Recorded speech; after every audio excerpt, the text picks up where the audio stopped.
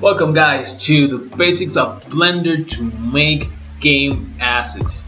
I'm very happy you guys decided to take this course, and hopefully by the end of it you'll be able to make multiple objects, multiple characters, and bring them into Unity to make your own game happen. This is a very exciting thing for me. It's what I do every day. I love making games. I love making art for it. So without any further ado, let's dive right into it, okay guys? Alright guys, so here we have the basic startup screen of Blender 2.8. Right here you can see my version is 2.83.3.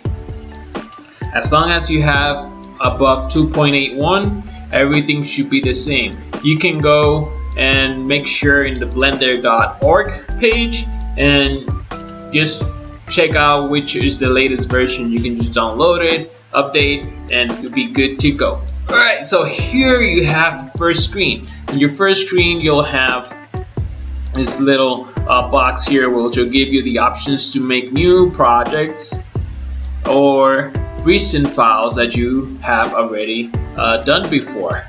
You can also open, if you don't see it here, you can also go down here and open it or recover a last session. Quite useful, although you can also get it in other places, and we'll get there very soon. Alright, so you can just click on the back and your initial project is gonna look like this. You're gonna have a cube, a light source, and a camera. You can delete these and start from scratch, or you can use this setup and go from there, whatever makes you feel comfortable. For this particular course or class today, we're gonna delete these guys right here and just stay with the cube for now. And today we're gonna be talking about the interface of Blender 2.8 and the most used tools to model, sculpt, etc. Alright? It's very cool software. For me, the best part is that it's free, and it's not one of those free softwares that you can't do anything if you don't pay. This is a fully professional suite. You can do anything you see in other more professional softwares, you can do it here. Blender is an amazing tool, and this is like seriously my favorite software to use regarding 3D modeling. Alright, so let's go dive right in here and start all the way here on the top. Here we have the File tab, and in File you can open a new project, which you can choose from these options. And the cool thing about Blender is that they try to make this this version 2.8 a very simple version where you can have everything that you need at hand and not have to be changing your layout and your tools and all that. So for example, let's go ahead and open a 2D animation one. I'm not gonna save this, and right off the bat, because we're in 2D, we get this different layout, different tools. It's like different everything. And it's because this is set up mainly for doing 2D, which is like painting or drawing. So right now I have a pen right here. I can start drawing. I can change my brush, have different brushes. I have a very cool timeline down here, so we can do 2D animations. And as you can see, things change. And this whole layout is set up so you can create animations in 2D platform. Okay, so let's go back to general.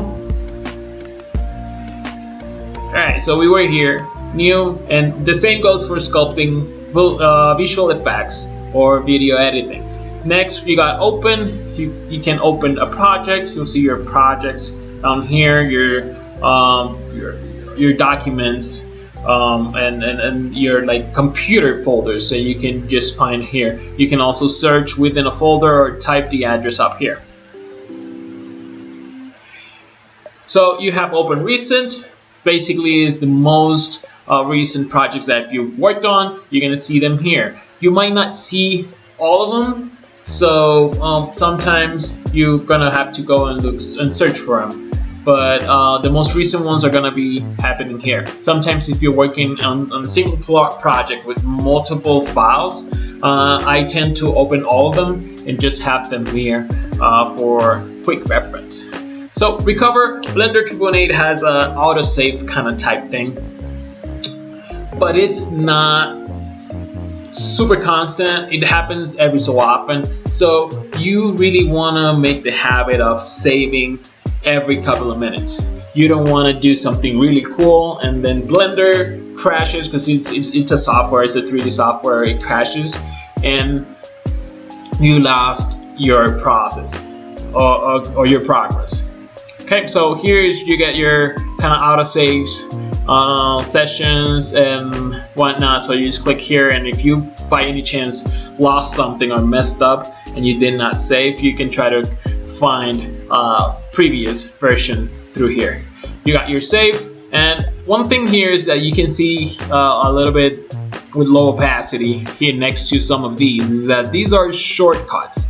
And for those of you that don't know what a shortcut is it's like what we use keys, like keyboard keys, to achieve something without having to find it on the menu. So if I want to save, for example, let me go down here and enable something so you guys can see. Here we go. So now you can see down here what I do. So if I hold my control key and save, it's gonna bring up the save window, and you'll see down here as soon as I press it, right, control save, it brings up my window. That's kind of what a shortcut is. So I can do multiple things, and you just the things you use the most, you want to learn these shortcuts. It's not necessary. You can always come up here and just click save or do the same thing. But when you are working constantly, you'll end up learning some of these shortcuts, and it'll make your life a little bit easier. So save as works, as if you want to save the project in a different file name. I use this to make versions. You also have save copy, which will save the same project and I'll give it a name with a number, basically. So it just makes a copy and just puts a name next to it, so you know it's a copy of the current project you're working on. And the other ones, you're barely gonna use them for what we do. But just so you know, the import is bringing in a model. You have to choose the format that your model is saved into, and then you just click on it, and then you'll have this window. So you can, just like the save window, you search for your model and you bring it in Blender. And the one we're gonna use is exporting, so we can get our Blender objects and characters into Unity. We're gonna be exporting in FBX. It's one of the most common formats used in gaming industry, and that's the one we're gonna be using in our course. Alright, so let's get down to edit. Edit, the important part about edit here is you got undo, which the shortcut is holding control and the Z key and hitting the Z key. You don't have to hold it, just hold control and just hit the Z key. You have your undo history. When you do different things, you might wanna just go back to a specific point and not have to control Z all the time. So here you can just go and click, okay, so now I'm back to original. So that's what history does. If you do a lot of things, you're gonna see multiple steps on the undo history. Down here, I'm gonna get to lock objects later on, but it's not important as of is, so no worries about that. But we'll be unchecking this when we're gonna be working on rigging and some weight paints. We got preferences. So here, when you get an add-in or you want to change something of the UI, this is where you get it. So an add-on is basically a system that has been created by someone, because Blender is an open source software. People can create things for Blender. So an add-on is something that is built to facilitate or make a task easier for doing certain things. So I have here multiple add-ons, and Blender itself comes with multiple add-ons. We might be enabling a couple of them. In your case, for example, let's just try it out. Type here loop, and you'll get this mesh loop tools. You wanna click on it, and it's gonna tell you where it's gonna be set up. The tab category is gonna be named. Actually, it's kind of cool. We can rename it to loop. Okay, you can rename it or just leave it as edit, however you prefer. And you're gonna see that if you hit your end key, you're gonna have this pop up right here. And your loop tools are gonna be around somewhere here.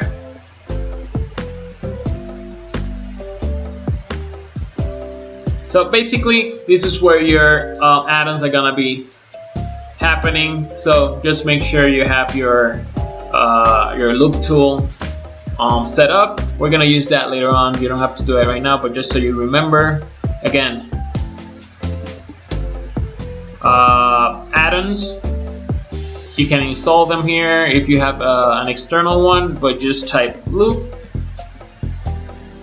and it will be disabled. Boom, just enable it, refresh it. And sometimes you don't have this set up here, the autosave. You just go down here, make sure you click your autosave preferences, so all the things that you do are saved. Okay, perfect stuff. All right, so moving on. Render. Render is taking an image, recording a video or audio. Basically, when you have a camera set up, and let's say I have my cube here, and I want to take a picture of it, I'll go and do either F12 or render image on here, and boom, you got an image of your cube or whatever you're working on. This is how you set up the nice scenes and images you see on games and whatnot. The characters look very nice and crisp, and that's because they are rendered in a high quality image. So that's what you get here. You can render animations and audio, etc. Window. The main thing you might want to use in Window, and this is because if you have multiple screens, you can open a new window and you get an entirely new Blender window here.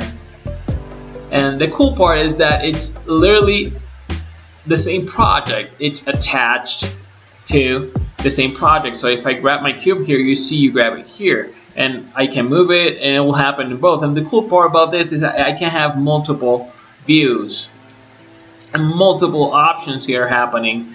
It's still working on the same project. So if you have multiple screens, you can have multiple Blender windows open, and you can have a lot more versatility to what you're doing in the moment. So that's it for Windows. You're not gonna use a lot of it. Save screenshot's kinda cool. You can just take a snapshot of what you're doing currently. And help. You got your manual, tutorial support, and all these things that you can use here. If you like coding, Python is the code used for Blender. You can create your own systems using Blender API. And this is where you'll be learning how to do that. I suggest for those of you who don't know what Discord is, it's a social platform for gamers mostly, and there's a lot of groups that have to do with 3D modeling and the Blender software. So if you make an account and you can search for certain groups in there, you're gonna find a lot of people and a lot of communities that are super helpful. They're gonna love helping you learn how to use Blender and answer any questions that you have. Okay, so let's continue. Let's go to these other tabs down here, and this is one of the coolest thing that Blender 2.8 brought to the table, is that they created what they call workspaces, and it's like I showed you when we opened the 2D project. Everything changed into what you would need to create a 2D animation or artwork. And this is exactly what it happens here. So right now we're in the layout. This is the common one, standard. You can double click on it and say you can want to call it general view or something. You can change the name however you prefer. Let's just leave it layout.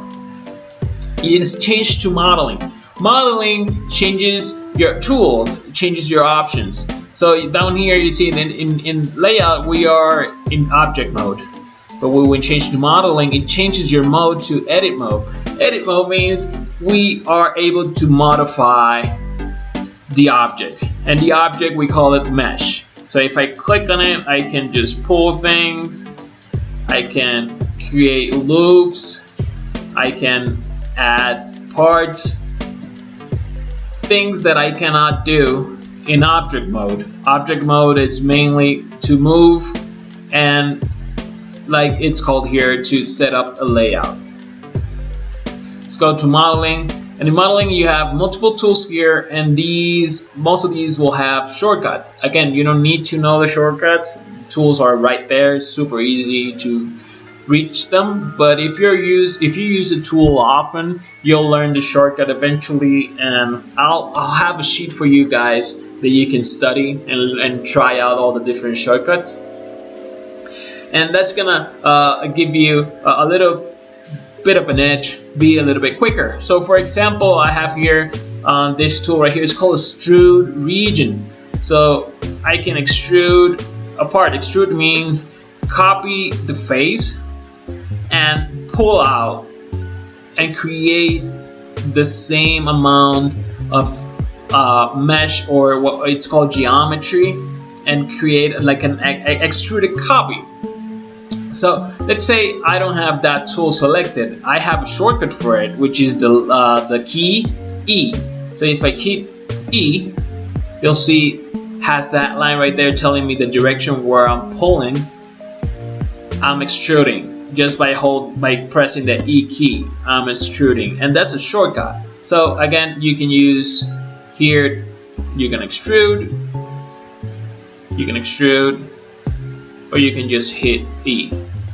That's basically how it works. So all these tools, they have different things that you'll do with them. And the cool thing about this is that you really wanna try to test all of them and just play with them. And it's really cool when you play with them and you get the weirdest things, okay? So that's for modeling. Now let's go up to sculpting. Okay, so in sculpting, again, all my tools changed, right? Now we have a bunch of sculpting brushes. It's really cool. And you have certain options here, and on this side, which is your editor kind of area, or your properties. This is where you get your properties and all the different options for tools and your scenes and materials and whatnot. But in this case, we have now here a new set of options, and these are for the brushes. So when you change your brush, you get a bunch of options, which is creating the radius. For example, radius is the size of your brush. You make it smaller, make it larger, right? If you can see, if you can notice, on top of here, whenever I move it, it changes. That's the same option. So you have multiple places that you can actually mess up or mess with the different options you have for your brushes. So your strength is the power, how powerful it is. How much power does it have? If you try to use that and lower your strength, it won't do much. So if I pull my strength up, it'll do a lot more. It'll be more powerful. And size, bigger, it'll cover more grounds. And let's do under history. You see all the different brushes I just hit, right? All this clickers. If I click the last one, boom, I go back almost to the first time I clicked the brush. Okay, so basically what you need to know from sculpting on the layout is that you have radius, you got your strength for your brushes. These are your different brushes. You can just play around with them, see what they do. And when we get to the point of sculpting, I'll give you all the information you need so you can make super nice and interesting sculpts. Let's move on to UV editing. UV basically is you want to put a texture onto your model, you want to paint it, you want to give it the colors and all that. So the way computers work is that they need to see the 3D object in a flat plane. They need to see it as a paper so they can lay out the texture onto it. So right here you see this, I have this box selected right here, and you have this kind of the same shape set up here. What it's doing in this particular event, if I hit all of it, you're gonna see it's kind of like a flat paper cut into parts. But in this case, it's not gonna be working kind of the best way, just because there's curves and there's a lot of geometry that is not set up. So if I kind of unwrap it, then this is what you're gonna get of the cube. But let's go and actually just delete this guy and create an actual cube again. And then this is what we got. So we got our 6 sides.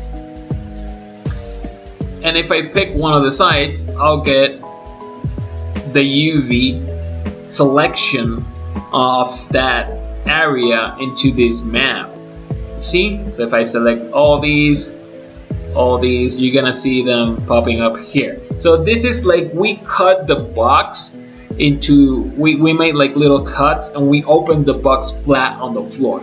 That's basically what a UV is. And you have certain tools to deal with the UV so you can align and whatnot. You can create new images for your UV that you bring up textures. For example, in this case here, you can bring up textures, or you can create new ones, import from your folders, etc. So this is what you will deal with that. It changes you to edit mode so you can create the seams, you can create the UV maps, you can make the cuts where you need them to, or modify and all of that. Okay, so moving on to texture. Texturing, this is where you basically paint. This is where you basically kind of set up your how your mesh is gonna look. So just for the sake of showing you guys, I'm gonna go ahead and jump here to shading and create a material here. And what I'm doing is giving it information of what is supposed to happen for the cube. So in this case, I'm gonna tell the cube to use a texture. It's gonna be an image texture, and don't worry about this, we're gonna have a course about this specifically, but I'm just gonna create one for testing so I can show you how this works. And now you see that my cube has color, has a texture onto it. Let's go back here. So now that we set up that, you see that in my texture paint tab, I have the image. The image that I put there is set up. See that? Pretty cool. Now let's go back to UV editing, and I'll find my texture, my testing image here, and you'll see that if I grab this cube,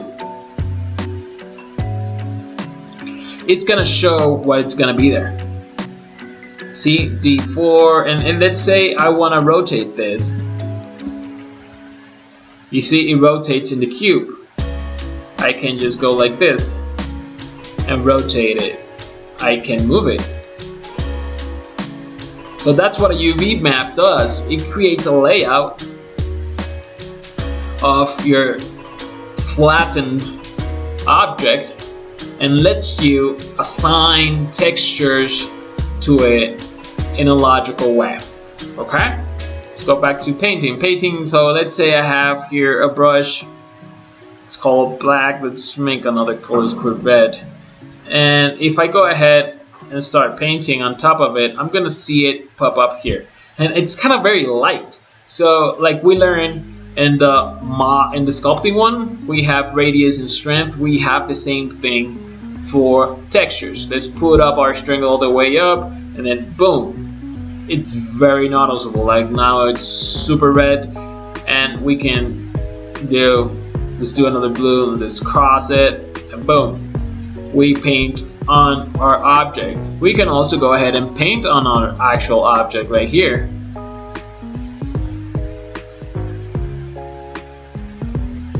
So in texture, and you see it's gonna be updating on the UV map. So if I go and make all the corners, for example, down here, you'll see it'll kind of paint the box that we're using.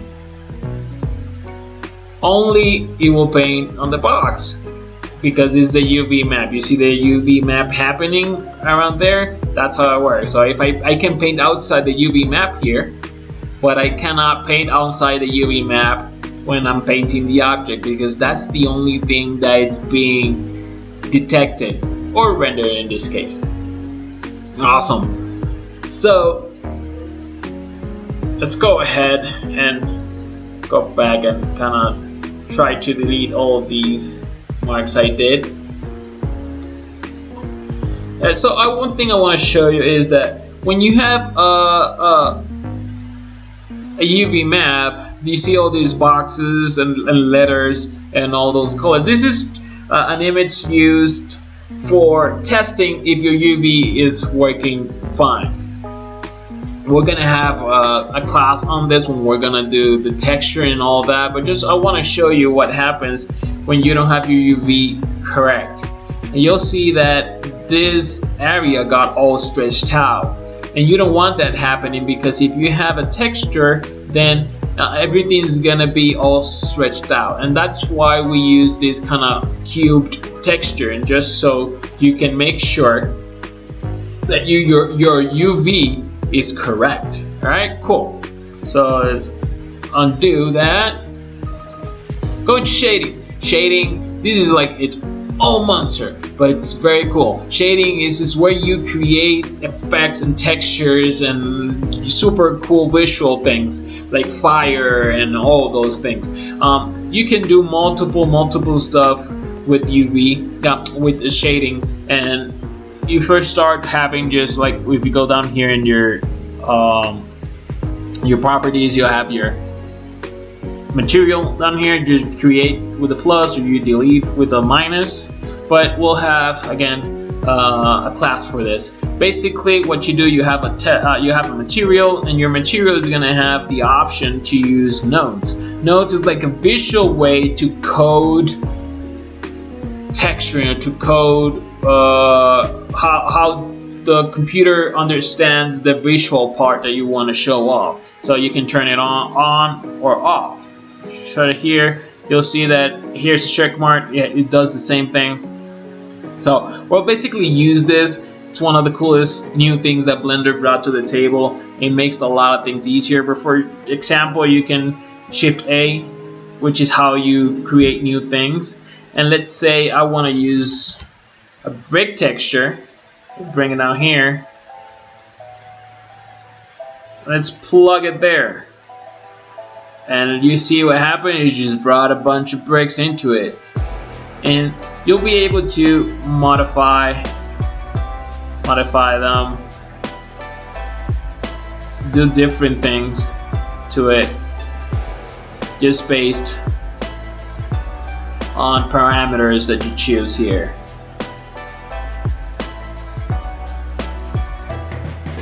So basically this is what it does, and you can just merge them all together. You can create multiple options. See, I just dropped my testing image into one of the options here, and it gave me this kind of brick texture to mix with it. And you can do such a lot of cool stuff with shading. We're gonna have a little bit on it, not a lot, because this is a very large part of 3D modeling, but we're gonna go into the basics so you can create basic texturing and get your character or object into your game looking very, very nice. Okay, so let's head out to animation. Animation, it's what it is. This is where you are going to animate your object or character, and it's super simple tools. It just takes a little bit to get used to and understand. We are not gonna do animation in this course, but we are going to explore a little bit on how to create specific little tiny animations to bring into Unity. For example, a chest that you can open. So just to show you how it works, here you have a timeline, which is basically where you point out what's gonna happen each second of the animation. So start here, let's create a location key. This is telling the computer or the software to mark the location. If you press the I key, you're gonna bring up the insert keyframe menu, and you have all these available options to save either the scale, the rotation, the location, the delta location, and a lot of different ones that you are going to learn eventually. But for example, you use location, rotation, and scale, and you save all of it how it is right now. And let's say I'm gonna move my time towards here, and I'm gonna move my cube up. I'm gonna rotate it like this, and I want to actually scale it a little bit, make it smaller. Now I'm gonna hit my I key and save the location, rotation, and scale. And when I move this back, you're gonna see it's going to kind of return to what I already saved, the location, rotation, and scale initially. So if I press the play key, it's gonna move towards what I saved. See how cool is that? It's a simple, simple mechanics. It just takes a little bit of practice to understand how to move things and whatnot. But this is how animation works. And then you just go here, and what you do, you render the animation. When you render the animation, you're gonna have a clip that you can save and send to your friends and show off in social media or your parents or or your friends. Cool. So let's move here to rendering. Rendering is the image or the video that comes up when you render, basically. Not a lot to do here. This is basically just you have this asterisk up here, means that the image is not saved. You're gonna see that here in UV editing as well. If this is the image is not saved, you're gonna have the asterisk when you save it. It'll go away. Same as for texture. When you save it, it'll go away. Okay? So that means it's not saved. Just to keep a lookout for that. Compositing. We're not going to be using this. This is for creating scenes and movies and certain things in Blender. But we're not going to use this for gaming, as if you can create all those in the game engine of Unity. But compositing, if you want to dive a little bit more into what it is to create movies and stuff in Blender, this is where you're going to be using them. You have nodes and you create renders and all that. It's pretty cool as well. Scripting, as I said, Blender is open source system, and you can create things for it, and you can code yourself your whatever you really want to do in Blender. And this is where you would do it. You would create and start typing here. This is like a text editor. You create a new one and you start typing your stuff in here, and then you'll be able to test it out and have it work here. Okay, so like this. Perfect. So we went all through this. And if you want to add new tabs, you click the plus tab here, and you'll have all the tabs that you might need are gonna be here, and you can just boom, just add it right there. You can right click on it, you can duplicate, delete it, or just move it back, forth, etc. Okay, so I want to go over a little bit of the other parts before we finished. We're almost there. But let's talk about this right here. So this right here, this is the rendering menu. You can have multiple options to see your workflow. So the main one we're going to be using, this one right here, this is the viewport shading of the solid material. It doesn't have color or anything. If I move to this one, this is the material rendering, and you'll see that it has the material on it, and you can still modify and do stuff to it, and you'll see how the material is going to be changing and whatnot. The last one is the render. This is how it looks when you hit this right here. So you'll have your light source. You'll have your light source being shown. You can move it around. You'll see how the light reacts on the character, on the object or not. But if you are not in the render, the light is not gonna do anything. Same as here. Okay, so this is where you check your render modes. You have this one, which is pretty cool. This is wireframe. This is to see kind of just the edges of the object. You can also do transparent by toggling this one right here is the button. It's called X-ray. You can see through it, which is pretty nifty because you can, for example, do things like these, and you can see inside of it, as well as X-ray. You can see inside of it. Here it's just you can see the solid part a little bit, and it gives you that kind of X-ray feel. Turn it off. You can turn it on and off. All right. Here you got other options. We'll go through them when we're gonna need them.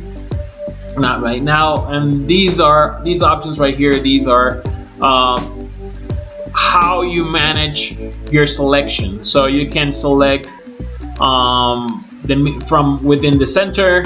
You can select the active element, which means, for example, let's go here and have this kind of dots called a vertices. You have everything's connected by a vertices. The line is called an edge, and the whole part is called a face. So let's go to vertices and have this. And if I have active element selected, whatever I do is gonna be based on the elements that I have selected. If I have medium point, it's gonna go towards the center. If I have individual origins, each part of it is gonna work on its own. It's gonna do things on its own because it's individual. So each one is gonna go towards its own center, basically. 3D cursor, you see the 3D cursor here. If I start to scale it down, it's gonna go all the way to the 3D cursor. So basically, this means that everything's gonna center around the 3D cursor, which is this little red dash kind of line with a cross on it, and you'll see it here. This is 3D cursor. You can move around by selecting here. You can move your 3D cursor easily. Okay, so this is what it means is just how you deal with your selected object. We'll go in a little bit more in depth when we're gonna use this area, but this is where you find that. Okay, so this tab right here is gonna give you kind of what these guys give you. So if you wanna do edit mode, it'll change here. Instead of you having to go to modeling, you can just go to, you can stay in the layout, for example, and just change to edit. And your tools are gonna change. If you change to sculpt mode, your tools are gonna change. Vertex and all these are different tools. The thing about the sculpt, the tabs right here, the workspace, is that your layout is gonna change as well. As if you change here, your layout is gonna stay the same. Okay, so the whole idea of using these guys on top of here is that it's gonna give you extra windows, it's gonna give you extra settings that you would otherwise need to set up yourself. Okay, now over here on this side, we have what it's called the scene. This is the scene hierarchy, and this is where all your objects are located. You got your light, your camera, and the cube. This is where you can rename the cube and say, let's call it a bathtub. And just turn it into a bathtub. There, we have a bathtub. Pretty cool. So this is, you double click on it, you change the name. Double click on it on the camera, you can name camera front. And if you have multiple cameras, you can call the light sun. And this is where you set up all your structure. So as you can notice, everything's inside what is called a collection. You can rename the collection also, and call it bathroom. And inside here, this is to keep things organized. So you can right click on the empty area, and you can create a new collection. You create a new collection, can rename that collection and say living room. And when you create a new object, it's gonna go into the selected collection. Select the bathroom, create a new object, and you'll see the cube is going into the selected collection. So this is a way for you to keep things organized. You can turn the collections off, just work on one specific collection. This is very cool. It makes things super easy to work with. Okay, so let's delete that extra cube right there. And last but not least is what we've been using a little bit. This is the properties panel, and every time you move across certain of the workspaces and you select different objects, your options are going to change. Okay, so sometimes you'll have different tools down here depending on the object that you selected. And here we have multiple things. We're not gonna use them all, but just so you understand, we have things like are called like modifiers. Modifiers are like, let's call them spells. It's a spell that you throw on your object and it has an effect on it. For example, let's throw this spell of subdivision surface, and look what happened. So what happened is that it broke into more parts. I can add it, give it more parts, and it'll smooth it out. Look at that. It looks like a very smooth kind of bathtub now. I can turn it off, turn it on. And this is what it's called a non-destructive workflow. When you do modifiers, unless you apply them, you can do modifications. You can spell your object or character into certain things, and you can always go back and it's not destroying it. It's not applied. So this is a non-destructive way to create certain aspects of your mesh or modify them. I could initially kind of do this by doing it in a destructive way. If I select my object and I start subdividing it and start adding, you see there? But the thing is, after I do this, I cannot go back to it unless I Control Z. And sometimes you do these certain things and then you can't go back because it's been a long time. So you want to use the modifiers, or I call them spells, to do non-destructive changes to your object or character. We're gonna use what I call here is like the vertex or shape keys and normals. These are pretty cool stuff that are gonna give a nice feel to what you're working on. See here, for example, I put it smooth. I want it to look smooth and nice, not kind of cubic. So I shaded smooth, and here with this kind of just one check mark, go boom. And now it looks smoother than it was, just a little bit, but it gives you that nice flow. So this is things that you're gonna find in your properties. Same for the textures and the materials and all those really cool parts. Okay, so this is basically the real basic core of the UI and the basic tools of Blender. We're gonna go ahead in the next class and work on what we call hard surface object, which means that it's not organic, it's not a living thing. So hard surfaces usually are like chests for fantasy games, or weapons, or a house, or a robot. Those are things that are hard surfaces. You know, it's like a surface that is really hard, strong. So we're gonna be working on a hard surface object on the next class, and we're gonna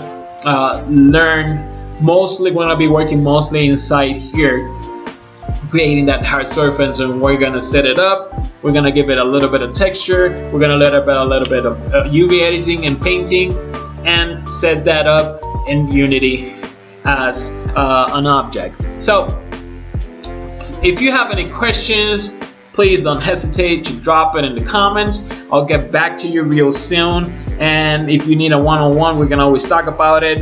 And you know, happy blending.